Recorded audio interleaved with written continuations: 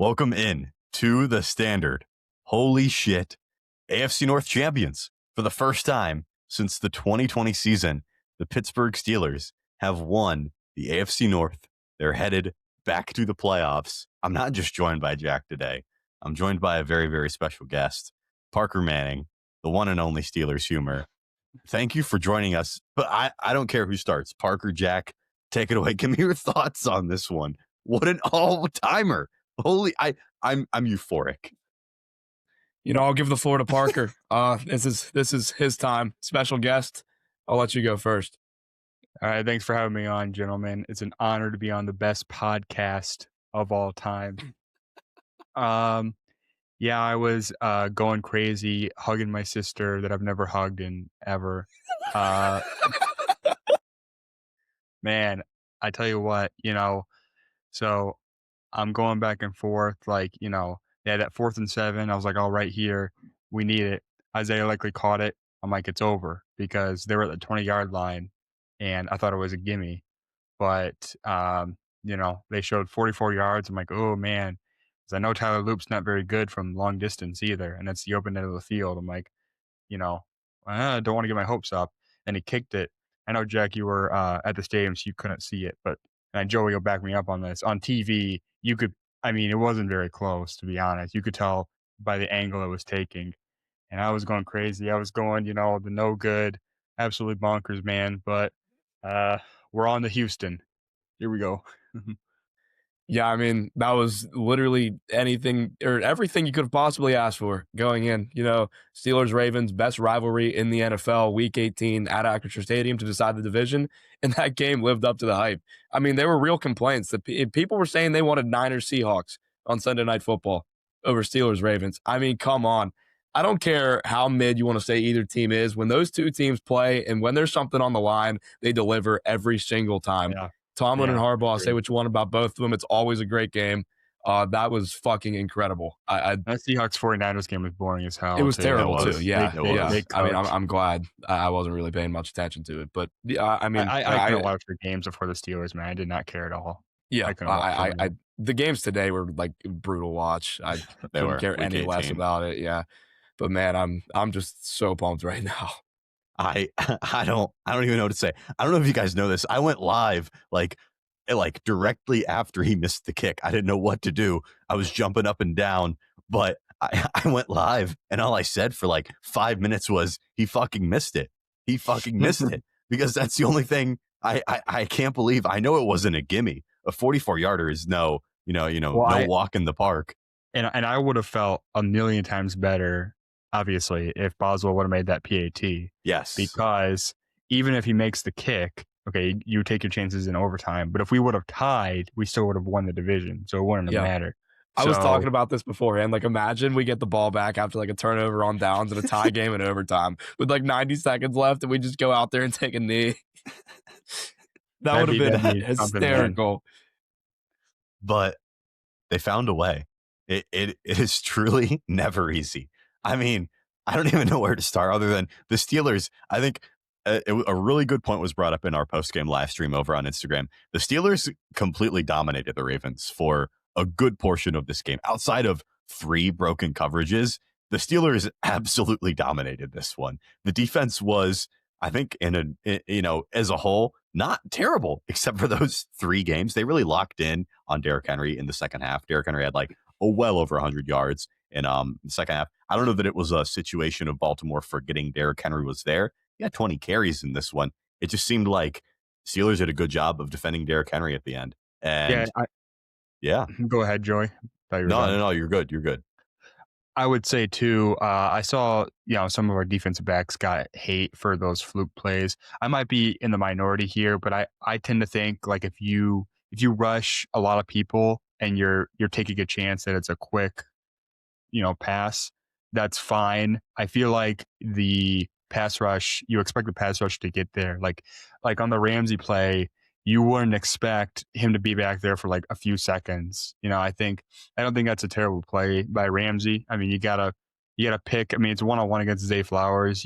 You gotta pick your poison. I think there. I think the pass rush needs to get there on those plays. Yeah, I thought Ramsey's worst play by far was the likely catch. I I could not agree. believe that he didn't break that up. It felt like it was coming from a mile away, and like it felt so obvious. I don't know. Back to the point that the Ravens forgot that they have Derrick Henry. They have gone through spurts this year where it's cost them games because they legitimately just stopped giving the ball to Henry. It makes no sense ever, and I don't know why they do it. Against the Bengals, the game that they lost, the one at home on that was on it was Thanksgiving night. They went the entire third quarter without giving Derrick Henry a touch, and it just does not make sense. And especially in a game, we had over 100 yards in the first half. Tomlin after the game was like, I didn't really realize Henry was gashing us so bad until I looked at the numbers at halftime. I was like, man, what? 115 yards. But yeah, I do think the Steelers drastically outplayed them. I mean, like you guys said, it was 3 long touchdowns. That was kind of all the Ravens had offensively all game. It felt like the Steelers were consistently moving the ball up and down the field from the last drive of the first half throughout the second half. It could have been a different game too if they scored on the last play of the first half and actually got points Yeah. out of that. But I, yeah, I I thought the also Steelers think handled them and deserved to win that game. I also think we got to give our flowers to Cameron Hayward. We make fun Mhm. of him every single offseason. He's consistently our best defensive player. No ifs, ands, buts about it, man. Best run stopper on the team, one of the best pass rushers on the team, always way downfield making tackles. He's a defensive tackle making those plays. Great leader. I tell you what, man, he's great, man. I He's don't a I great. don't want to be a prisoner of the moment. I think that was one of the better games of his entire career. I Mhm. don't think it's really an I think so exaggeration to too. say that. He was out of his mind, had the huge pass breakup. TJ Watt got an interception. The ball just fell in his hands. But I mean, another takeaway from this one, Aaron Rodgers threw the ball 47 times, completed 31 of those passing attempts. Lamar only attempted 18 passes. All right. So Rodgers was throwing the ball a lot more, especially without DK Metcalf and Darnell Washington. Why were we able to move the ball so much better this week against Baltimore as compared to last week against Cleveland? What the hell went right for the Steelers? Was it a little bit of maybe Pat Frymuth was a little bit more involved? What the hell did you guys think of the passing game as a whole? Because it looked so much better, Yeah. night and day compared to last week. I would say probably a couple of things. One, you have another week to game plan without DK Metcalf. Like last week, it was kind of like, oh, we're not really sure, and then they kind of got it like, oh, now we got a game plan without DK. Now they had an extra week to game plan without DK. The other big thing is Cleveland's defense is night and day better than Baltimore. It's so much better than Baltimore. It's literally not even a competition. And Kyle Hamilton gets hurt. Nate Wiggins gets hurt for a little bit.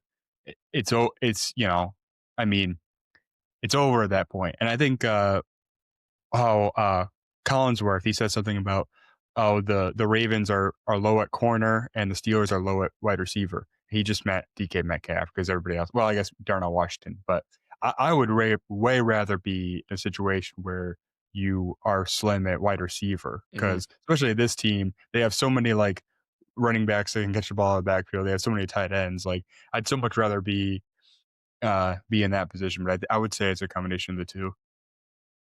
I would say, I thought we got vintage Rodgers today. At least in the last 3 quarters. It wasn't great in the first quarter.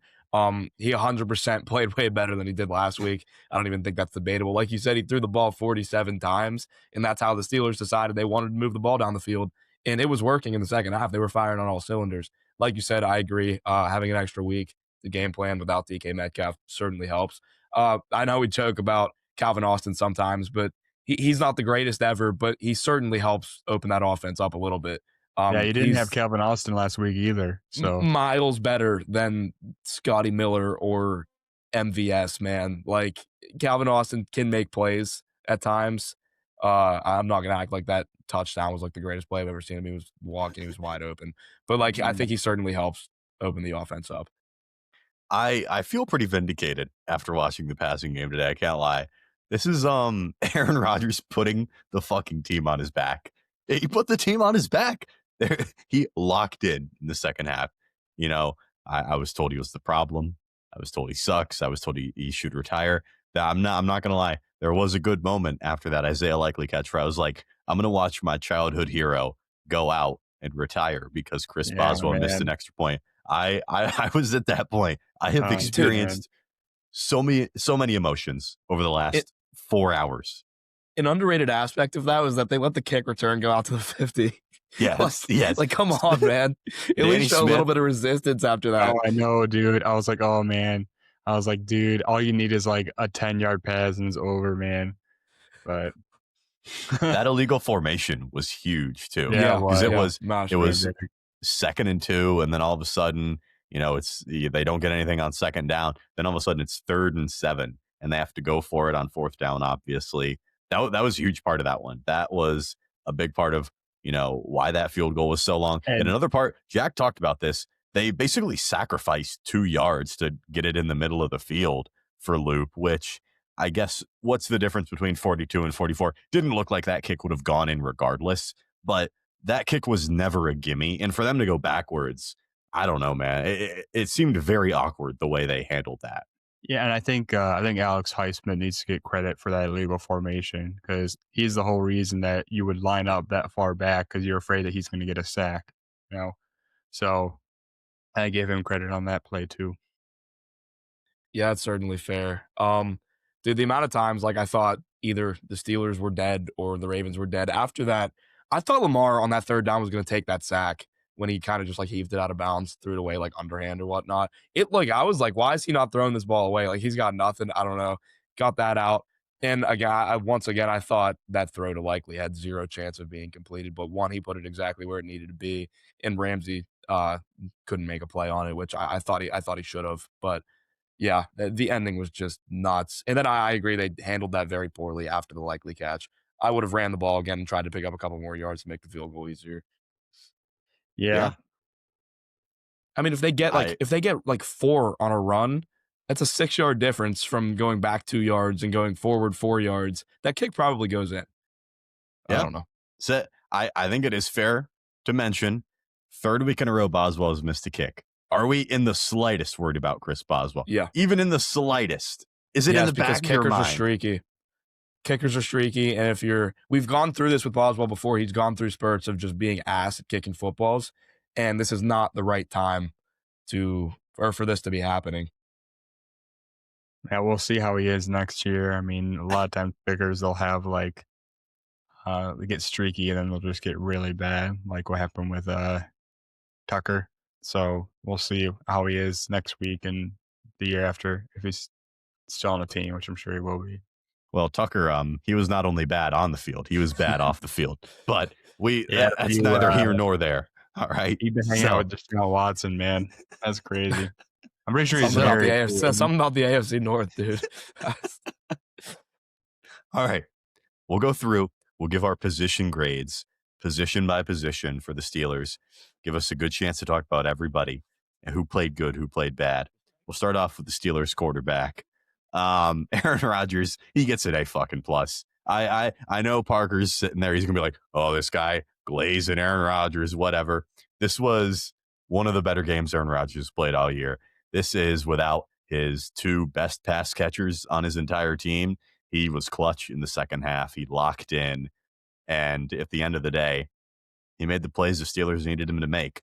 Realized it was a busted coverage for Calvin Austin, delivered an absolute dime. He put the Steelers in position to win time and time again. And there is nobody else I would rather have quarterbacking this football team. A plus, Aaron Rodgers. Yeah, I mean, I think it's kind of impossible to disagree with that. I mean, I'd say A plus too. Rodgers did everything you could have possibly asked him to do. I think he borderline carried that offense to a win. And like you said, he has a vintage moment in him. Yes. Game-winning drive. Potentially retiring after the year, comes out, game-winning drive to seal a division. I mean, I know there were events afterwards that made it not necessarily feel like a game-winning drive. But yeah, he was clutch, and he did what he had to do, especially with a shorthanded group at pass catching. I don't know. Can't really ask for much more.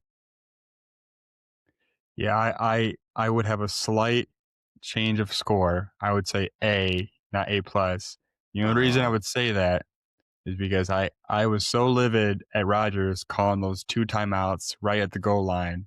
That was could have bad. killed us. That could have bad. killed us. Now, There were issues with the radio. That's fine, dude. Call your own play, man. You cannot call 2 timeouts there. That's totally inexcusable. That's the only gripe I have. But yes, calling 2 is nuts there. Absolutely nuts. And everybody's bitching like, we're not going to have any timeouts. Whenever whenever the Ravens scored, it was that second touchdown to Zay Flowers. I'm like, listen, we have 2 minutes to go down the field. We're going to have no timeouts. Here's what's going to happen. We're going to score. Baltimore's going to have like a minute left, and they're going to have all 3 timeouts. That's pretty much what happened. Other than Tyler Loop can't fucking make and a it would kick. have been nice to be able to. Well, I know he missed it, but I thought, oh, maybe we could ice Tyler Loop, especially at this, the open end of the field, and we weren't able to do that. Of course, he missed, so it didn't matter. But but I mean, if he does that next week, man, I can't do that, man. You got, especially in the second half, you got to keep those timeouts.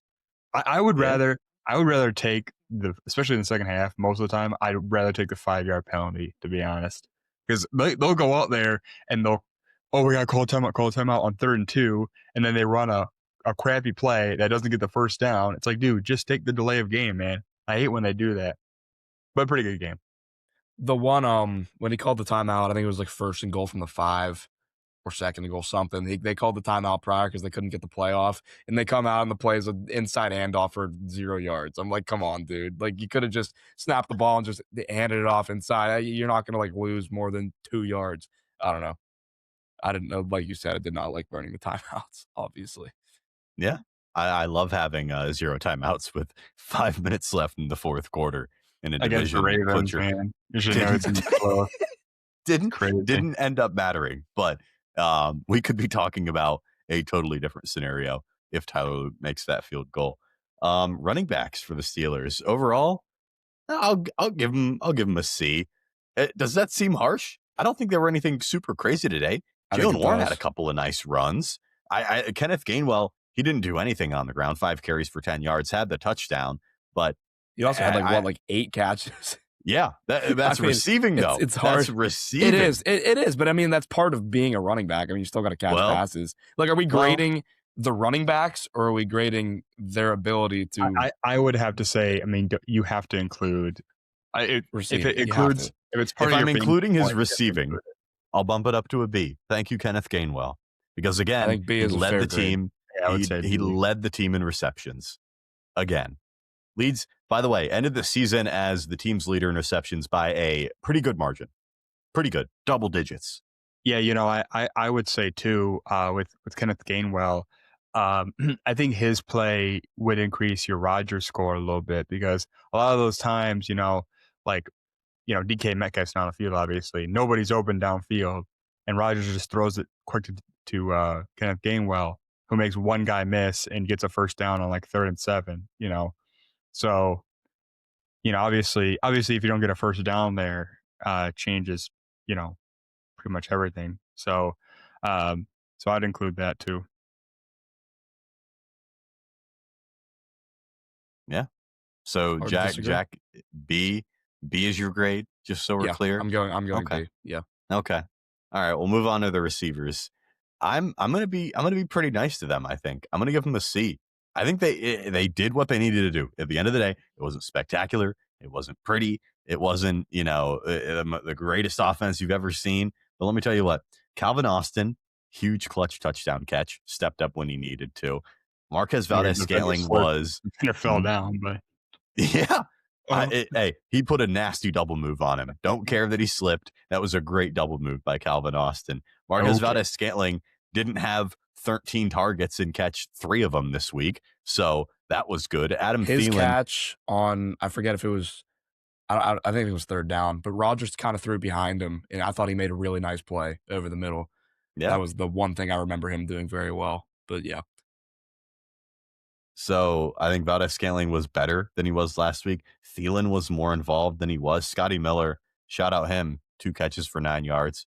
He was present once again. They all add up. I think C is pretty fair for this group, given the talent that's there. Not great, but they got the job done. Again, I think that might be a little unfair. I'm thinking of this like based off of expectation, because they're shorthanded. I mean, they're down their guy that they're paying $30 million a year. They're down Darnell Washington, who also helps open up the receivers. I'd go B, I think. I mean, given what I'm expecting, you're not expecting anything from Adam Thielen, MVS, Calvin Austin. I mean, I thought they all, specifically made their own nice plays that really helped lead this offense down the field because you need to step up when you're down DK. I know we hate on DK on this podcast, but obviously he helps the offense when he's out there. These guys needed to step up, and I think they all did.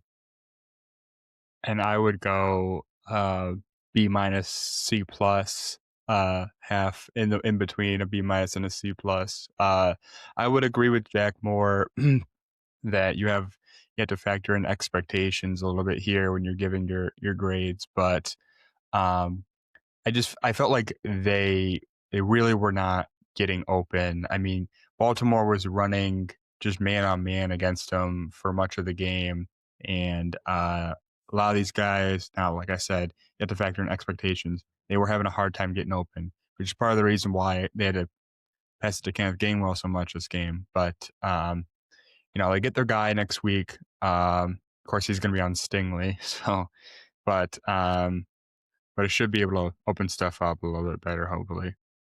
All right. So everybody's favorite segment, tight end grades. We'll start off with my tight end power rankings for week 18. What I've decided to do with Darnell Washington, I said last week that he won't lose his top spot, but what I'm going to do is I'm gonna clear it off. But he's still, just know that if he played, he'd be number one. He's still number one in my heart. But what we're going to do, we're going to give number one for the first time ever to Mr. Pat Freiermuth. Good job, Pat Freiermuth. He was present today. 3 catches, 51 yards. He had a good target in the end zone where he drew a pass interference. He was impactful today. I'll say that. The way he's deployed in this offense is still incredibly frustrating. Given what he's making, they should use him more. Again, I agree with all of those things. But Pat Freiermuth today, this was one of his better games of the entire season, and he made an impact. So, number one is Mr. Pat Freiermuth. Number two, we're going to put Connor Hayward. I mean, he's moving up, guys.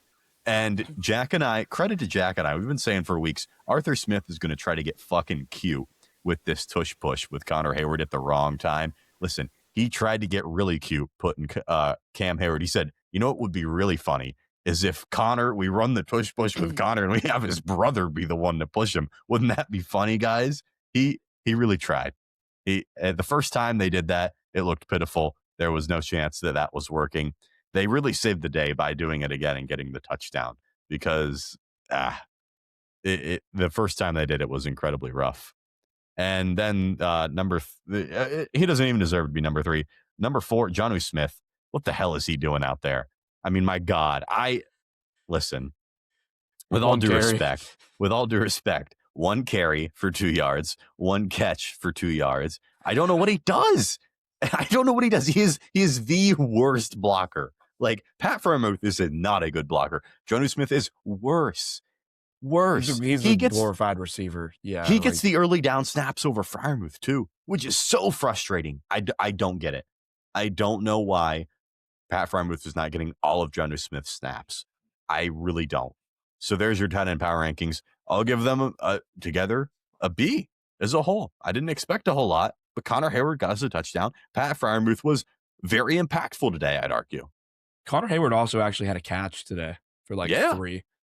So it was probably his most impactful game of the year. I mean, I have a hard time disagreeing. Pat Freiermuth came up massive for the second straight week, actually, even though he didn't win last week. He was big on that last drive. I thought it was, other than the Bengals game or maybe last week, I thought that was maybe his best game of the year. Like you said, Jonnu Smith didn't do anything. We weren't expecting Jonnu Smith to do anything. He's a nothing at this point. I agree. I think I'd go B- for the tight ends. And I would agree with everything that's been said. I would also add that Connor Hayward made some key blocks at the fullback position, which are we counting that in the tight ends? And probably we don't have a fullback on the team, but but shout out Connor Hayward on the tush push too. He got that touchdown early, which obviously was pretty big. So all right, offensive line.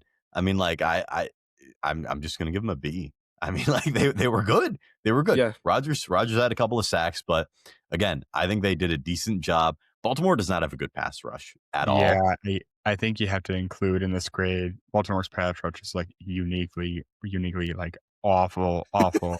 Their highest sack guy has 4 sacks, man.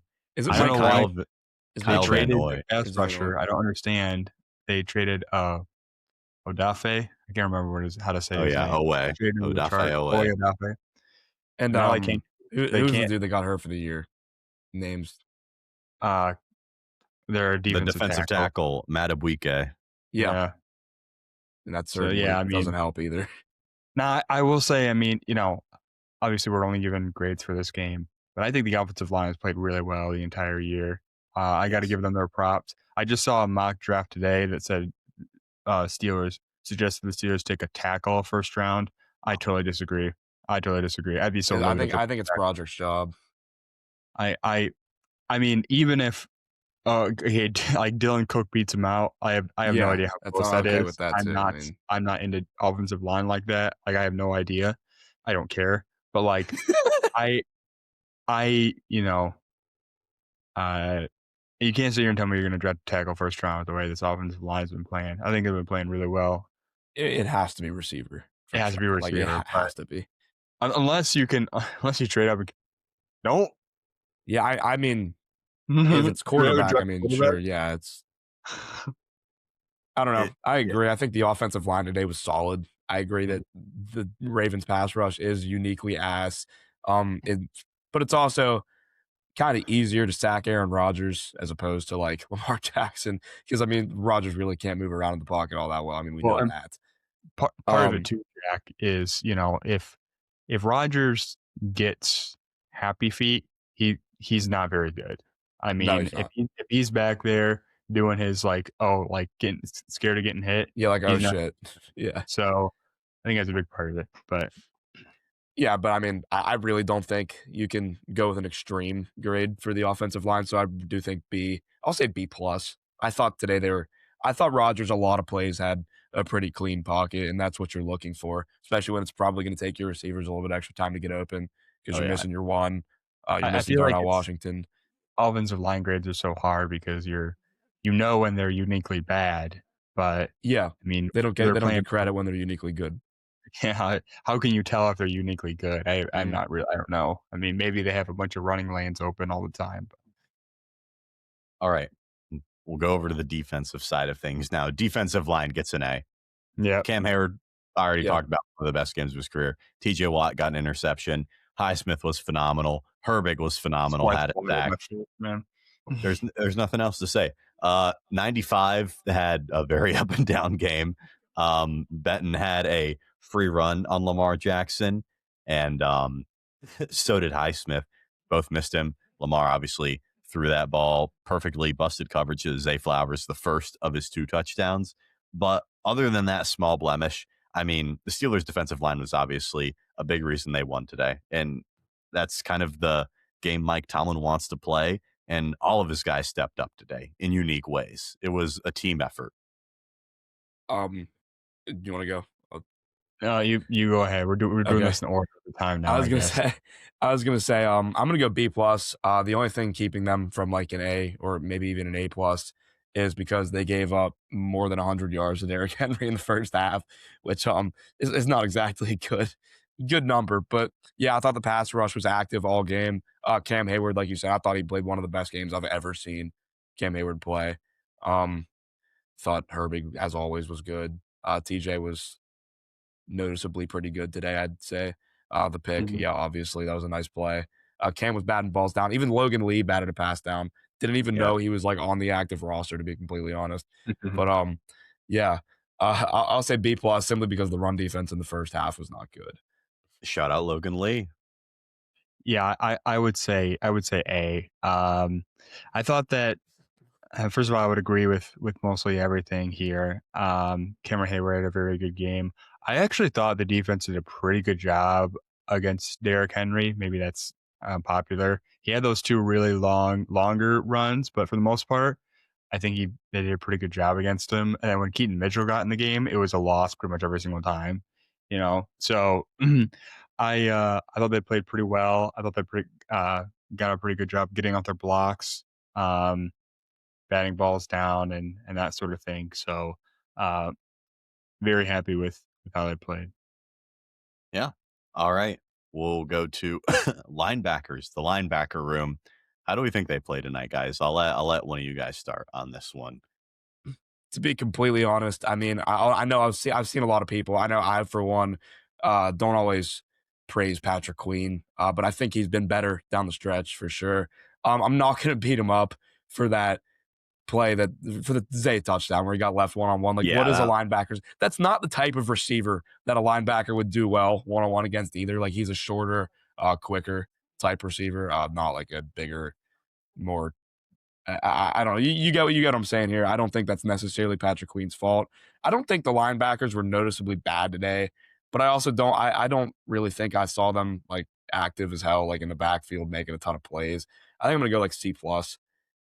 It's hard to tell because I mean I didn't watch the game back. I was at the game. It's Mhm. kind of a tougher position to evaluate, but Yeah, to be honest, I'm not zoning in on the linebackers like that, so I don't really know. I mean, I maybe C plus. I mean, who are we grading here? Patrick Queen and Peyton Wilson, Wilson yeah. Malik Harrison, Blake if you're into Harrison. announced as a him, starter today. interesting, very interesting. They got rid of a Landon Roberts for him. A Landon Yeah, that Roberts was mentioned. kind of Not that I'm crazy. hating on Malik Harrison, No, but like, the yeah. getting rid of Roberts made no sense. They That's they played fine, I guess. I don't know. I I mean, don't give 'em a grade. obviously, everybody's gripe is going to be the Patrick Queen. Where why is Patrick Queen on Zay Flowers? I have a hard time being mad at that, like Jack said, because one, Keanu Benton should have had Lamar Jackson in the Mhm. turf. Two, Alex Highsmith should have had Lamar Jackson in the dirt. Um, You're three, playing zone likely too. I mean, you're just kind of picking up a yeah, guy at that point. So yeah. Again, not his fault. I stand with Patrick Queen tonight. I do, but I agree with you guys on the grade. And then we are finally, all Patrick Queen. We are we Patrick are Queen. Patrick Queen. We carry the flame. All right, secondary. Um, listen. Um, I I D is that too nice? I thought James Pierre he was all right. He had a couple nice plays today, Pierre but has like been outstanding this year. the miscommunications genuinely almost costed the Steelers this game. It says something about the coaching again that we're having these miscommunications and these busted coverages week 18 in a winner take all division game. Not one, not two, three of them. Three long touchdowns they gave up today. They had a 47-yard run that they gave up. First play of the game called back. It was constant by the secondary tonight. They weren't good, but again, they're pretty thin back there, man.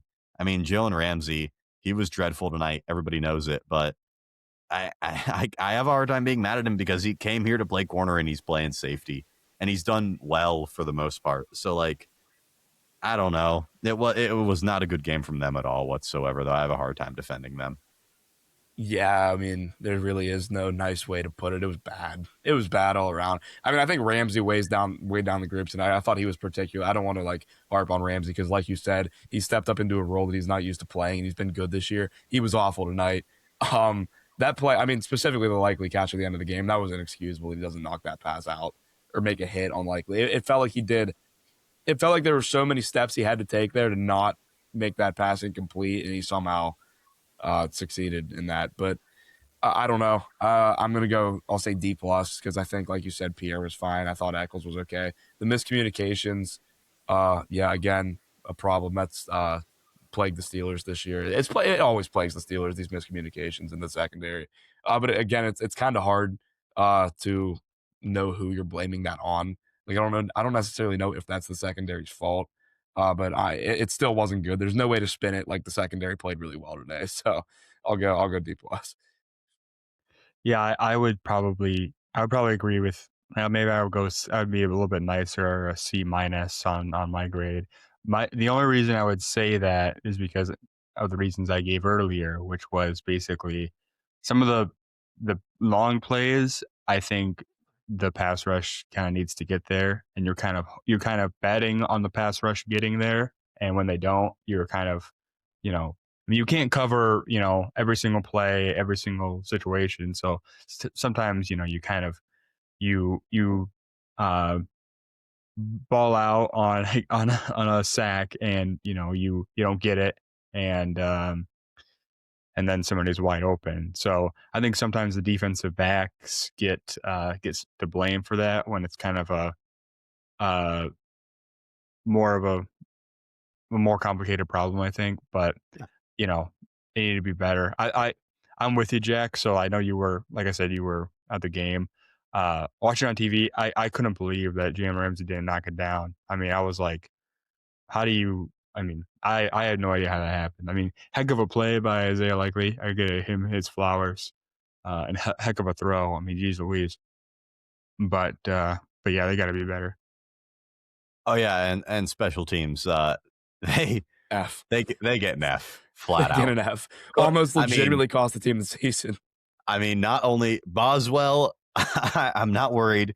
I swear I'm not worried about him, but that missed extra point almost cost them the game. Them giving up a kick return out to midfield after the missed extra point, that was horrendous. And Corliss Waitman has been mid as fuck all season, by the way. Yeah. Underrated aspect of this team. The punting has not been good. Well, you got to remember too. I mean, I had to look it up for 1 second. Boswell's 34. I mean, not getting any younger. I mean, it might be getting close to hanging it up time. He's out there right Rabbit I now. know holding this up is the not a clock. Pitt podcast, but they had Ben Sauls in the building preseason. He's the Giants kicker now, and he hasn't missed yet, and it looks like he's probably their kicker for the future. Ben Sauls is tough. He was but- fucking elite in college too. I don't know how he didn't land a job faster. All right, are you just listening saying, to this just guy, saying, Parker? just saying. Talking about Pitt? Are you? We should have gave him a roster spot so Boswell could mentor him. The Steelers just won the division, and this guy's bringing up a Pitt kicker. Do my ears deceive me right now? It is a former Steelers kicker. All right. All right, move on to the next topic, bro. Steelers win the AFC North. Why don't we get immediate reaction? I'll have more videos coming out later this week about like what my actual thoughts are on this game. We're gonna pick these the first round of the NFL playoffs right now. We're gonna pick some winners here and go in order. Order the games. Yeah, we'll go in order, I guess. Let me pull up the schedule. The first one's Twitter Carolina right at Rams. I can tell you that right now, and then it's Bears Packers. Yeah, Rams are winning by. They should put Rams Panthers at like 4 a.m. on a Tuesday. Yeah, they're winning by 50. Not gonna lie to you. Wait, let me try to think if I remember. It's Rams Panthers, and it's Packers Bears, and then it's Jaguars Bills, and then it's Patriots Chargers, and then it's our game. That's the order. You're missing 49ers Eagles Sunday 4:30, but yes. Very close. I know I was missing one game. That sounds like an absolutely brutal watch, I'll be honest. Yeah, dude, I'm not looking forward to watching that one. All right, where are we? We're starting. I guess first game. Score predictions too. Rams 30, Panthers 10. I think the Rams are going to kill them, man. I know the Panthers already beat the Rams at home once this year. Listen, they're going to be locked the fuck in. All right. I think this Rams team is very, very good. I might just pick them to win the Super Bowl. They're cruising. I think the Rams sneakily have been not great recently down the stretch, and not even sneakily. I mean, they lost to the Falcons. Falcons are pretty hot, but like that was not a good loss. I mean, Devontae Adams coming back is certainly going to help. They did lose to the Panthers already this year. I think the Rams win this game. I'm going to say it's probably closer than people would think it would be. I'm going to say they win like 24-17. So they win by a touchdown. I'm going to have to pick an upset. I'm going to be honest. I think the Rams have been really bad recently. Carolina has not won the division in forever. I think that's gonna be an impactful game. There's always, I am gonna look like an idiot if this doesn't happen, but there's always at least one game first wildcard round that's totally unexpected. It happened a couple years ago with the Cowboys Packers. There's going to be at least one game that's totally surprising, and I'm going to go with that one. I'm going to go with Panthers 20, Rams 17. All right, interesting. The Saturday night game. I'm pumped for this one. Bears Packers Part 3. in Chicago. Um, you know I'm picking. You know I'm picking. They're winning this game. It'll be a close one. It'll be a low scoring one, like every other Bears Packers game is. But I'm gonna trust. I'm gonna trust Iceman. I'm gonna trust Ben Johnson. They got it. They got me. Packers are too injured. They're too injured. They got me. Don't worry. And Matt LaFleur is I getting fired, and he's going to be the Steelers' offensive coordinator next year. Yep. I am a Caleb Williams guy. I'm definitely a fan. I think he's going to be elite. He's already very good, but I think he's going to be elite. Ben Johnson's done an unbelievable job turning this, I would say, franchise around. I mean, geez, they have not had a lot of success in recent memory. Um, I'm going to go with playoff experience in this one. However, I think the Packers go into Chicago and win this game. I think it's going to be close, like you said. I agree, relatively low scoring. I'm going to say the Packers win this game like 23-20. I'll say on a game-winning kick. I trust Jordan Love to play a good game. I would have to go with the Bears in this game. The home teams won both games during the year. Micah Parsons being hurt, I think, is a pretty big deal for Green Bay. I think they lose first round. I think that has negative impacts on Matt LaFleur's future with the team if they lose first round again, especially against Chicago.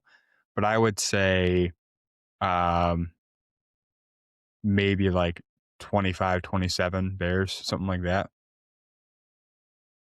All right. Sunday, 1:00.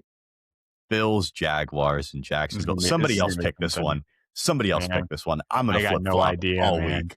This is the biggest coin flip of the first round. What's the spread? Easily. What's the spread on this game? That's a great question. Great question. Not that I'm using this to develop my opinion, but Buffalo by 1.5 points. Okay.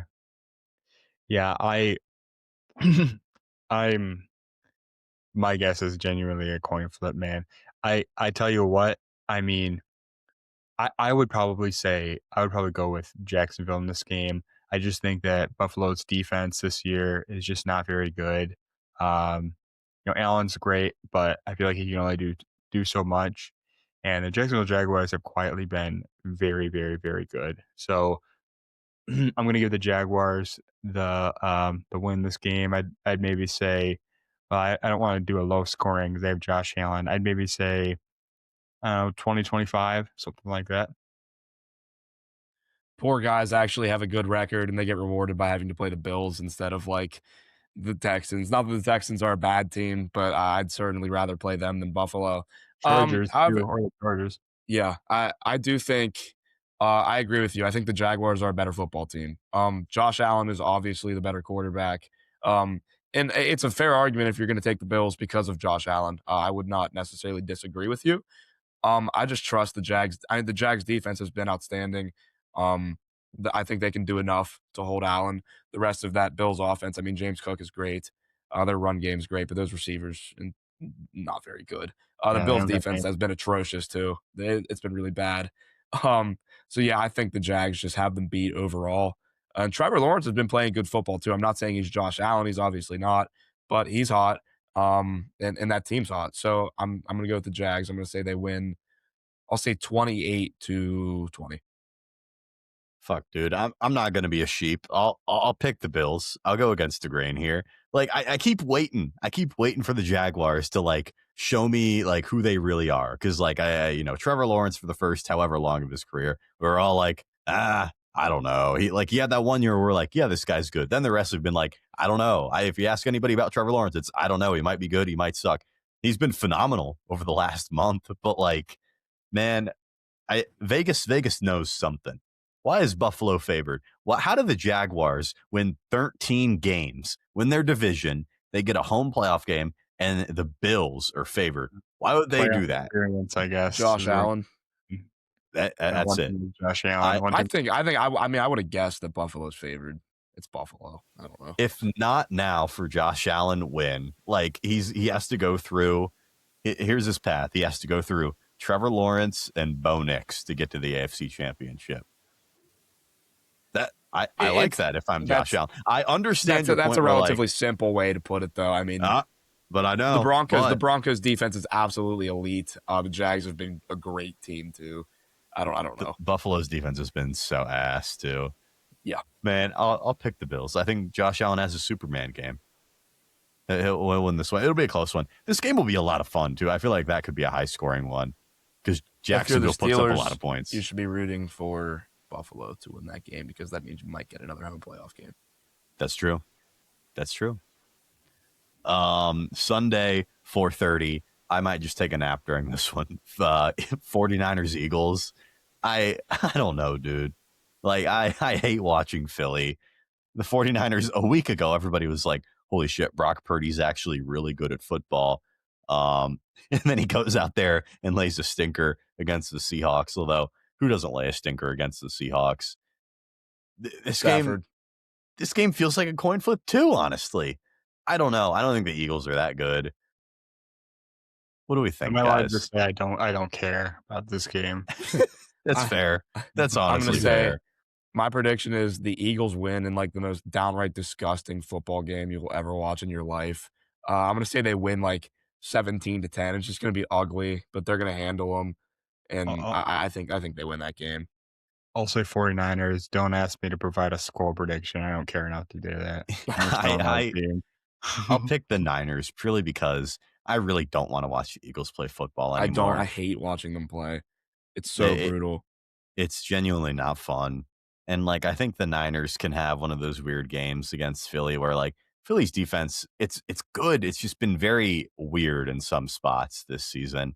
Maybe Brock Purdy gets his act together and he got his shit game out of the way against the Seahawks. I don't know. The 49ers are a really good team. You know, Shanahan is obviously a way better coach than Sirianni. I think that plays into it a little bit. 49ers are still playing with half a defense, though. But how much does that really matter when you're playing the Eagles offense, who we know what they like to do? It's a whole lot of Jalen Hurts, and so I'll pick the Niners.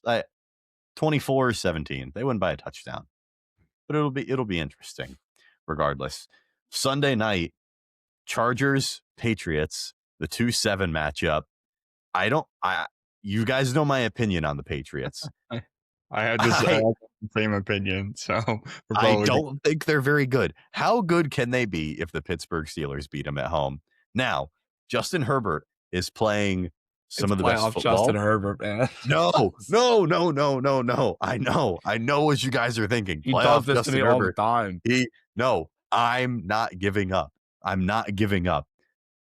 I think the Chargers have a fighting chance in this one. I mean, I agree. I really think they do. I don't. what's the line?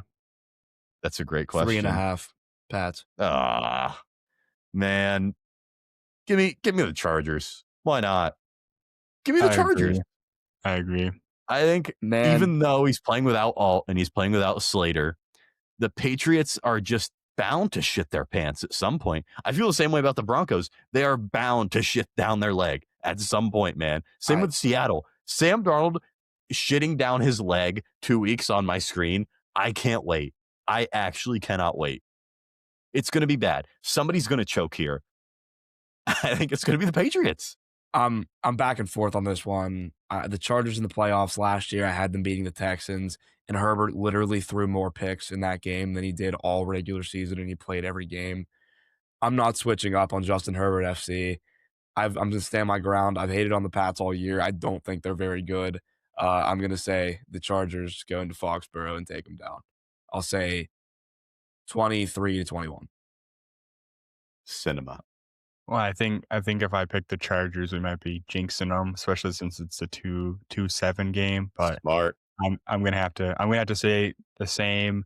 Now I am more than slightly worried on my predictions. Now I'm probably gonna not be perfect because I picked Carolina, but I'm slightly worried about playoff Justin Herbert. I mean, it's a thing now. I mean, he hasn't been very good. But can you go into Foxborough and win kind of an ugly game against a team that basically played, a tankathon schedule? We'll see. I'm gonna say Justin Herbert leads them to a victory. I'm gonna say 21-18. We really swept the Baltimore Ravens. That just kind of hit me. Sorry.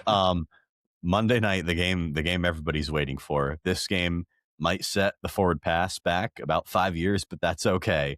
Texans 3.5-point favorites at the time of this recording in Acrisure Stadium. It's going to be an unbelievable atmosphere. Aaron Rodgers, maybe one final time in the playoffs. Take it away, guys. Who wins this one? We all know who we're picking, right? We know one thing for sure. We know that this game's going to be ugly. Oh yeah. I'm going to say it gets real ugly. And when it gets real ugly, I lean on playoff experience. I know that Mike Tomlin hasn't won a playoff game in, what is it now, 8 years, I think. Yeah. Yep. 8 years. Yep. 9 years. 9 years. 9 years, actually. Yeah, it's 9 years, 9 calendar years. I'm going to say the Steelers win this one. Riding high off the win against Baltimore, clinching the division. The Texans defense did look kind of shaky this week against Riley Leonard, which is kind of weird. A lot of starters didn't play, though, so it's hard to really beat them up for that. They've been elite all year. I'm going to say the Steelers win this game. I'm going to say they win the turnover battle by like 2, and they win, I'll say 17-16 on a failed 2-point conversion. Wow. Yeah, I'm gonna have to go with the Steelers too, unfortunately. First home, I mean, obviously they won the division in 2020, but no one was able to be there. So this is the first time since 2017 that you have a full crowd. Um, the Texas defense is really good, but if you can get a couple of turnovers like the Steelers always do, you got a pretty good chance. Obviously, we talked about this in the live for those of you who were there. You have DK Metcalf next week, so that's gonna be pretty big. I just hope that they don't come out and give a stinker, because the last several years, you've gone down big very, very early. So I just hope if you're gonna lose, I would hope it's not embarrassing. But with that being said, I'm picking the Steelers to win this game before they inevitably win the Super Bowl. I'm saying 17-13 Pittsburgh Steelers. The over-under on this game is 39.5. It's gonna be ugly no matter what. But I think a couple of things. First of all, Mike Tomlin never loses at home on Monday Night Football. Never. As an underdog, especially as an underdog. He doesn't do it. Yeah. Especially as an underdog. What happens to be all of these things? Monday Night Football, underdog, home playoff game. It's like a black hole might open because Mike Tomlin is so shit in the playoffs over the last decade, but it's the weird Monday Night Football thing. Maybe all the stars are aligning. Maybe it's finally our Steelers' time. I'll tell you this. I find it very hard to believe that the Texans are going to go out there and straight up embarrass us. I don't think the Texans are good enough offensively to go out there and embarrass us, to be perfectly honest with you. I'd be shocked if the Texans score more than 21 points. Maybe I'm a prisoner of the moment. I know I'm hyped up. I just watched Tyler Luke miss a field goal. But I think the Steelers' defense, as bad as they've been in the playoffs over the last decade, this is their dream matchup because Stroud has been very up and down. Houston's run game is not very good. It feels like this is a good spot for the Steelers to ease in. And even if they're not at their absolute best, I think the defensive line of the Steelers is going to be huge. Obviously, they should be every single game. Houston's offensive line sucks, flat out. I think Aaron Rodgers is going to have to go out there and play just like he did tonight, be the reason they win, put the team on his back. But he gets DK Metcalf back, and I do think that's worth something. I'll take the Steelers to win 24-21. Maybe Boswell game-winning field goal. This time expires. Steelers get their first playoff win in 9 years. This is a good matchup for them. This is really, really good, man. I'm excited. I can't wait. I like it. By the way, Steelers 2026 opponents just got finalized. Yeah, so they won the division. So would you like me to read them off? We'll go. We'll go game by game. Early record prediction next year. Bonus as we close things out here.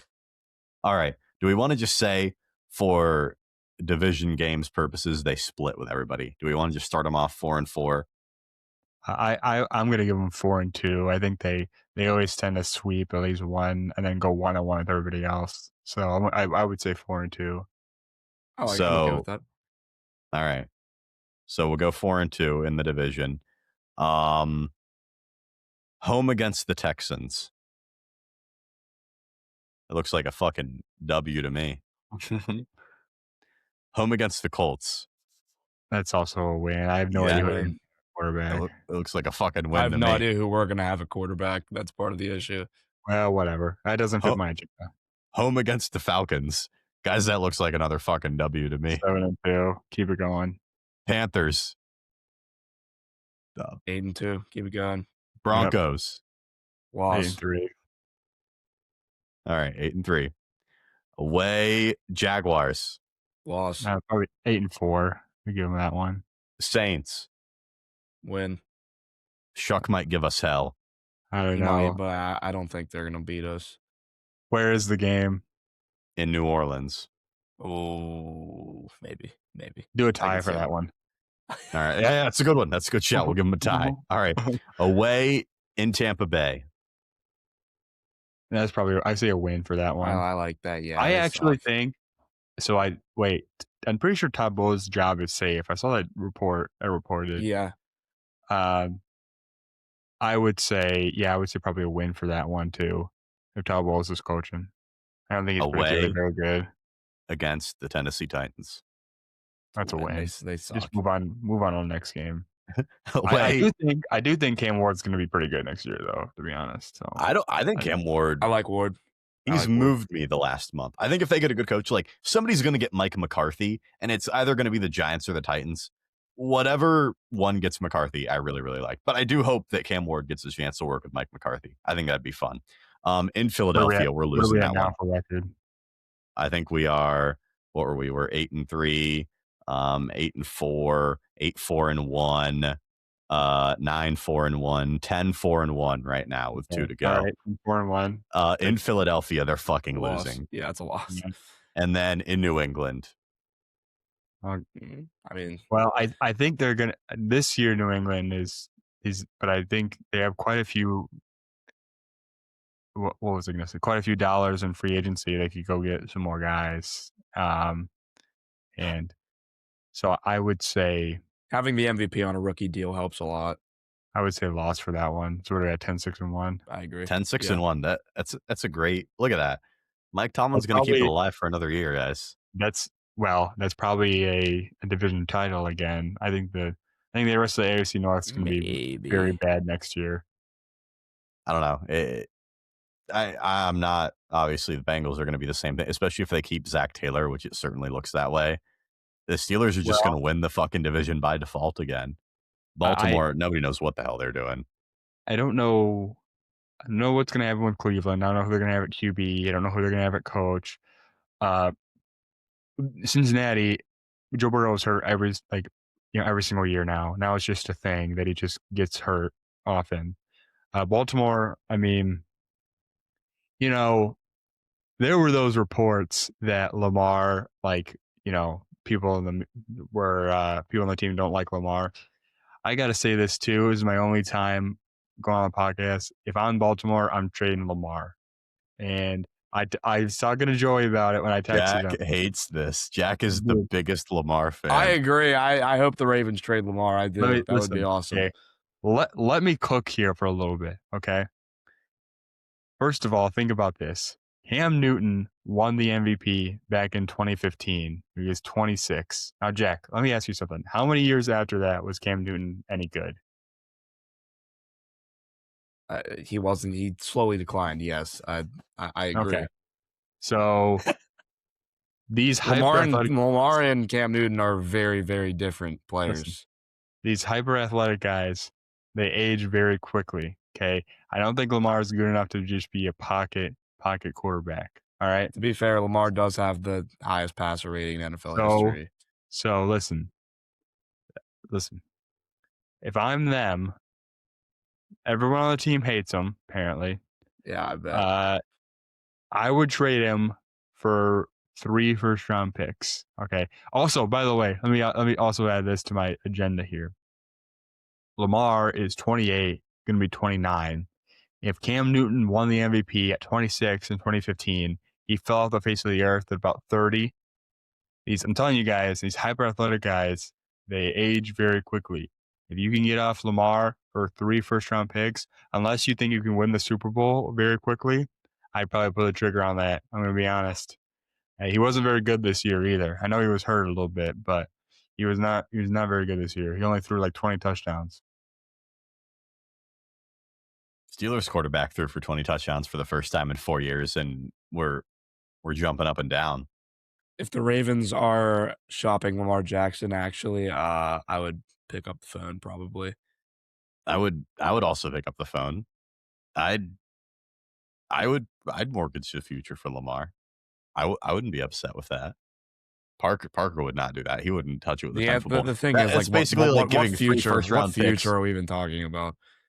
It's like trading 3 first-round picks for Cam Newton in Parker's eyes. This conversation's so stupid because there's no way that Baltimore would even pick up the phone on, even if they were thinking about trading Lamar. There's no way they'd even, they see Omar Khan's number, they would literally not pick up, dude. There's no way that would even ever happen. All right. With that, Parker, any final thoughts? And then I'll give Jack final thoughts before we send it off, send the people on their way, and give them some time to think about the Steelers' AFC North victory. Let's fucking go Steelers. We're going to win next week by 27 points. Yep. And we're going to come back and do this live again, where we're going to talk about how we're going to beat New England. Don't make me a believer, Aaron Rodgers. Yep. I'm unfortunately very excited for next week. So, but we'll see how it goes. I like it. I agree. I'm just gonna say enjoy the home playoff game. I mean, don't take it for granted. This doesn't happen all the time. Enjoy watching the Steelers play in the playoffs. It should be fun. It was very fun today. That game was absolutely awesome. I'm glad we lost to the Browns now because I got to experience that. Getting DK back, I do think we're gonna win, and I hope everybody enjoys watching it. If anybody is listening to this and they're thinking, tickets are like $160. I know it's a Monday. That kind of tickets are going to be pretty affordable is what I'm trying to say. If you're even thinking about going and you can make it work, just do it. Just do it. Get these experiences. This is the first time the Steelers have won the North in 5 years. This is the first time they've hosted a playoff game with actual fans in attendance since 2017, since that Jaguars divisional game. That COVID game against the Browns does not count. That is erased from my memory. That game didn't happen. Point being, guys, enjoy this week.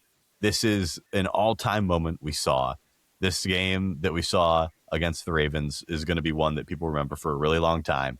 And if the Steelers win a playoff game for the first time in damn near a decade, it's going to make it that much more entertaining. It's a great matchup for the Steelers all around. Want to thank Parker for joining us. Thank you, Jack, for joining me, as always. It's been a lot of fun. And we'll be back here later in the week. Jack and I probably making some videos talking about, this game, breaking it down, what it means for the Steelers in the future. But nonetheless, thank you guys for listening, as always. Like and subscribe to The Standard. We'll be back same time, same place next week right here on The Standard.